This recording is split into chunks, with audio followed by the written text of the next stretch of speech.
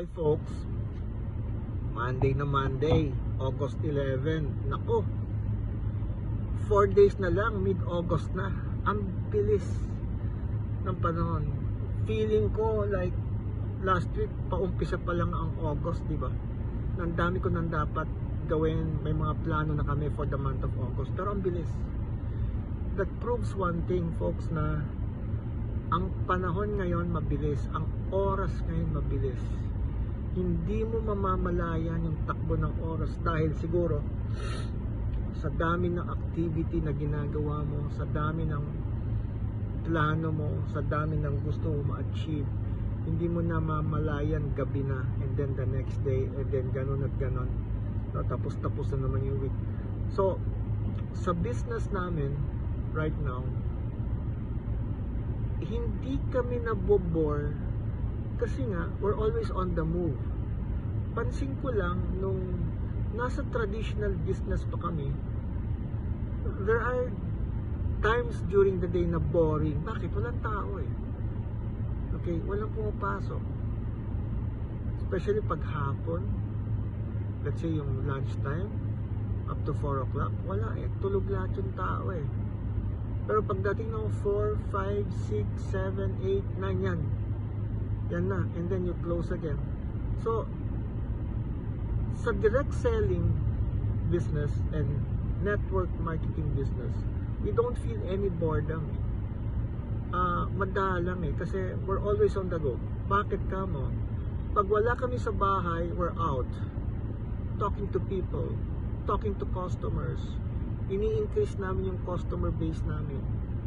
Pag meron kaming na-encounter na tao who's interested with the business, it's a Zoom meeting namin. Okay? Kung medyo malayo yung pinanggagalingan, kung nandiyan lang sa tabi, why not? We go to a coffee shop, nag-represent. So, fully booked yung aming activity from Monday to Sunday. No? So, napakasarap, folks.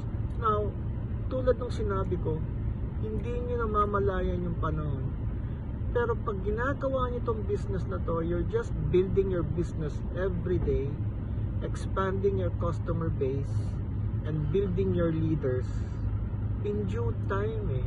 Tama yung sinabi ng mga industry experts dito sa ganito klaseng hanap buhay eh. Sa kanila, before, nung wala pang technology, yung old school way before, sabi nila, in 5 years time, significant na yung income mo, mararamdaman mo na talaga yung flow ng income. Tapos sabi nila, after 7 years, expert level ka na.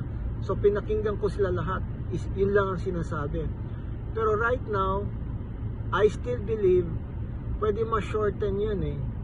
So you can feel your income after 2 years or 3 years because of technology eh.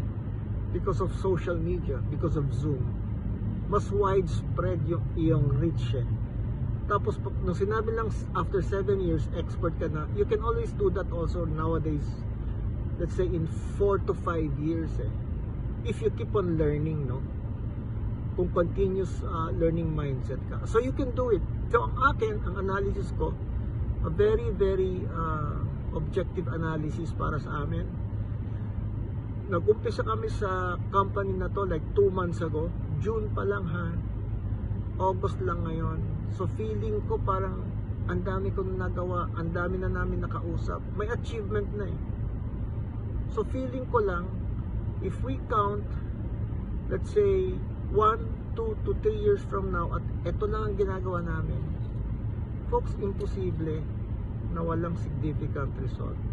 And if we continue to do this for the next 5 years, I would say we'll be considered as, industry experts na.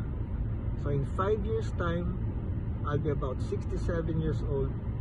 Hindi pa ako ganun katanda, no? That means marami akong pwede pang gawin. Okay? Because ang aking objective health-wise is to be physically fit, take our supplements, okay? And maging talagang discipline sa aming health, kasi our business is all about health and wellness and wealth. So kailangan pakita namin sa customers namin na we're walking the talk. Kailangan healthy kami, hindi sickly looking. Okay? So, yun lang po. Have a good day.